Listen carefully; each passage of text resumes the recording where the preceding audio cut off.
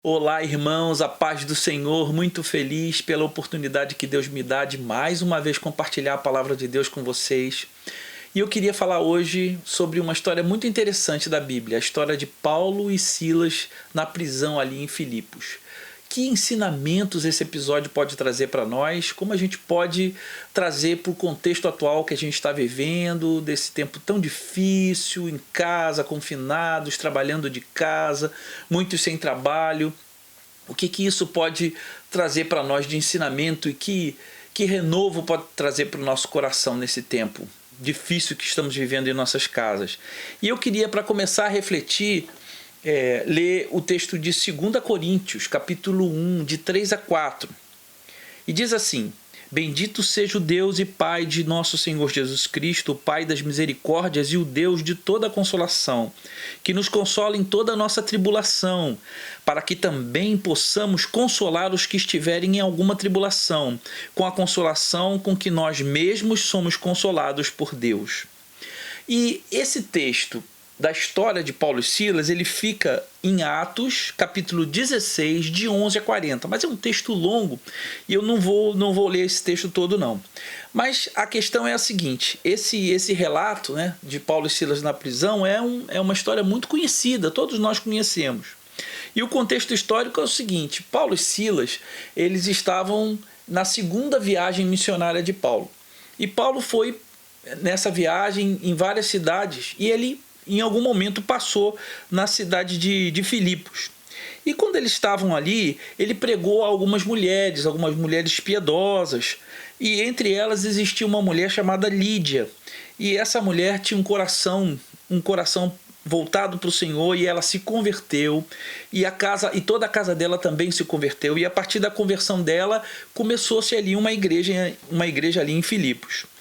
E aconteceu que Paulo começou a pregar o evangelho, estando alguns dias ali em Filipos, ele começou com Silas a pregar o evangelho. Então, ali havia uma jovem que era escrava de um espírito de adivinhação. E na realidade era um espírito demoníaco que inspirava a jovem a prever o futuro. E essa jovem, ela tinha senhores, que eles tinham muito lucro com esse tipo de adivinhação. Eles tinham bastante lucro a partir dessa adivinhação que essa jovem fazia. Era uma adivinhação demoníaca. Isso está lá em Atos 16.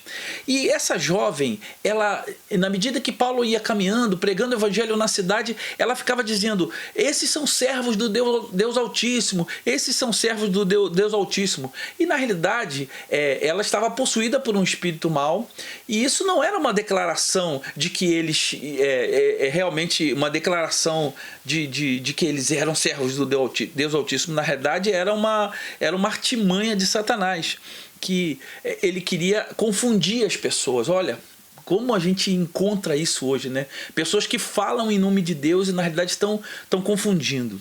E nesse episódio, né, Paulo se aborreceu com aquela mulher ali atrás deles, e ele orou e expulsou em nome de Jesus aquele espírito demoníaco. Então ela parou de adivinhar, porque não tinha mais inspiração satânica para fazer essa adivinhação. Então os senhores dela ficaram muito aborrecidos, porque eles iam perder dinheiro com isso. E eles então armaram uma confusão para prender Paulo e Silas. E o argumento que eles deram para prender Paulo e Silas não era que eles tinham em relação à jovem. O argumento foi que eles eram judeus e estavam criando confusão na cidade. Estavam criando fazendo tumulto, criando perturbação na cidade. E aí eles foram presos, foram açoitados, né? Foram levados às autoridades, foram açoitados e foram colocados na prisão.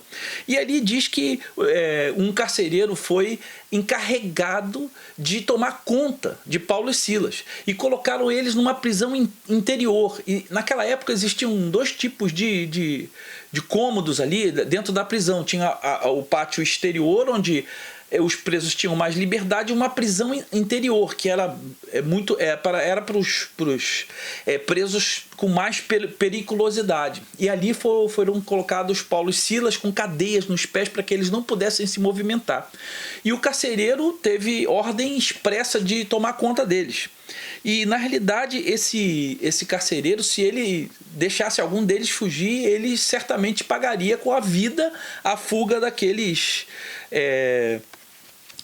presos. Bom, muito bem. E aí o que aconteceu? Paulo e Silas, numa determinada hora, eles começaram a orar e adorar o Senhor, começaram a adorar, fazer um momento de adoração, mesmo doloridos, por terem sido espancados, por terem sido machucados, provavelmente psicologicamente também, vamos dizer assim, fragilizados por toda aquela situação, mas eles adoraram e oraram ao Senhor, mesmo em relação a tudo que eles estavam vivendo ali.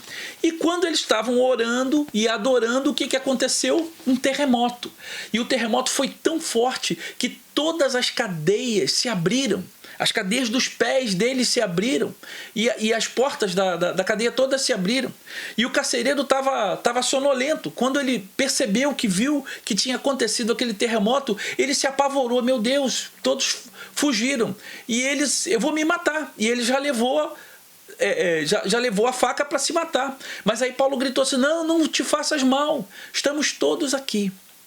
E aí esse foi um testemunho tremendo da vida de Paulo e Silas para aquele carcereiro, a ponto do carcereiro dizer assim para eles: o que eu faço para ser salvo? O que eu preciso para ser salvo? Ele reconheceu na vida de Paulo e Silas o milagre de Deus. E ele disse: o que eu faço para ser salvo? Aí Paulo disse para ele: basta que você creia. E aí o carcereiro foi salvo. E ele levou Paulo e Silas para sua casa e eles foram alimentados, e lá ele também pregou para sua família, e toda a sua família se converteu e se batizou.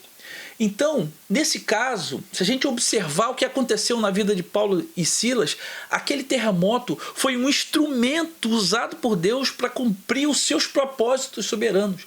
Todo aquele sofrimento, tudo que eles estavam passando, era propósito de Deus, aquele terremoto, para cumprir o que Deus queria cumprir como vontade perfeita, boa e agradável na vida de Paulo e Silas, e também salvar muitas vidas. Olha, querido, presta atenção no que a gente está vivendo agora. Na realidade, Paulo, quando ele estava orando e adorando, a Bíblia não fala que ele pediu um terremoto. Deus manda um terremoto aqui para me salvar. Não, eles estavam adorando pelo que Deus pelo que Deus representava para eles. Era isso que eles estavam fazendo, mesmo em torno de uma situação tão terrível que ele estava vivendo. E Deus cumpriu seus propósitos a partir da adoração deles. Então, queridos, esse terremoto, ele quebrou as cadeias de incredulidade das pessoas que estavam ali. E aquele terremoto, ele manifestou a majestade de Deus e a soberania de Deus para cumprir os seus propósitos maravilhosos. E aí o que aconteceu mais tarde? O carcereiro trouxe, eles voltaram para a prisão, Paulo voltou para a prisão, porque ali era o lugar dele, ele estava literalmente preso, e aí as autoridades liberaram Paulo. Olha, você está liberado, vocês podem ir, vocês podem ir embora, e eles soltaram Paulo. Mas Paulo disse assim: não, peraí. Quando chegou a ordem para soltar ele: não, peraí, olha só o que está acontecendo. Nós somos cidadãos romanos e fomos açoitados aqui, isso não podia de forma nenhuma. Então Paulo e Silas também eram cidadãos romanos. E aí o que aconteceu? Eles ficaram, as autoridades ficaram apavoradas, porque, meu Deus, olha, cometemos um engano, um erro terrível, eles não podiam ter sido açoitados. E Paulo disse: então vocês têm que vir aqui pedir desculpa pra gente. E eles foram lá e pediram perdão para Paulo. Disse: olha, vocês vão logo embora daqui. E aí Paulo voltou para a casa de Lídia. E aí na casa de Lídia, eles consolaram os irmãos que estavam lá. Quando chegaram, consolaram os irmãos e disseram: olha, nós tivemos presos, mas Deus foi conosco, Deus nos libertou, olha tudo que aconteceu. E aí, ao invés dos irmãos consolarem eles consolaram os irmãos. Essa lição é uma lição maravilhosa. Vamos trazer isso para o que a gente está vivendo agora? Nós estamos vivendo um momento terrível em que a gente está vendo tanto sofrimento no mundo, tanta gente morrendo, tanta gente doente. Nós precisamos, diante de tudo isso, não é clamar por um terremoto para salvar todo mundo. Nós precisamos orar e adorar o Senhor pelo que Deus é, e saber que Deus há de cumprir os seus propósitos nas nossas vidas. É isso, amado. Vamos orar e agradecer a Deus pelo que Deus é, mesmo em meio a esse sofrimento, ao que a gente está vivendo, mas vamos ter um coração de adorador, um coração grato, porque é isso que Deus quer de nós. Paulo e Silas sabiam que os seguidores de Cristo são submetidos a constantes sofrimentos. Nós somos submetidos a sofrimentos nesse mundo. Jesus deixou essa palavra para nós, que no mundo a gente teria aflições. Mas uma lição que a gente aprende aqui nessa história de Paulo e Silas é que em Cristo nós somos mais que vencedores, mesmo no meio do sofrimento. Então, amado, você é um vencedor, mesmo em meio ao sofrimento. Então, o que a gente entende aqui é que o Senhor está conosco, e o que o Senhor nos guarda, e o que o Senhor é por nós. Então mantenha o seu coração firme, continue orando, continue adorando a Deus, mesmo recluso na sua casa, mas continue adorando ao Senhor. Coloque o seu coração alinhado com Deus, que Deus é por você e você é mais do que vencedor. E eu queria terminar essa nossa reflexão aqui lendo 2 Coríntios, no capítulo 6, de 4 a 10, que diz assim: antes, como ministros de Deus, tornando-nos recomendáveis em tudo, na muita paciência, nas aflições, nas necessidades, nas angústias, nos açoites, nas prisões, nos tumultos, nos trabalhos, nas vigílias, nos jejuns, na pureza, na ciência, na longanimidade, na benignidade, no Espírito Santo, no amor não fingido, na palavra da verdade, no poder de Deus, pelas armas da justiça, à direita ou à esquerda, por honra ou por desonra, por infâmia ou por boa fama, como enganadores, mas sendo verdadeiros, como desconhecidos, mas sendo bem conhecidos, como morrendo, e eis que vivemos, como castigados e não mortos, como contristados, mas sempre alegres, como pobres, mas enriquecendo a muitos, como nada tendo e possuindo tudo. Amém, querido? Essa é a palavra para você nesse dia. Que Deus fortaleça o seu coração, que Deus esteja contigo em tudo que você fizer. Alinhe o seu coração com Deus, adora e louva, porque o Senhor tem livramento para nós. Amém, queridos? Deus abençoe e um grande abraço.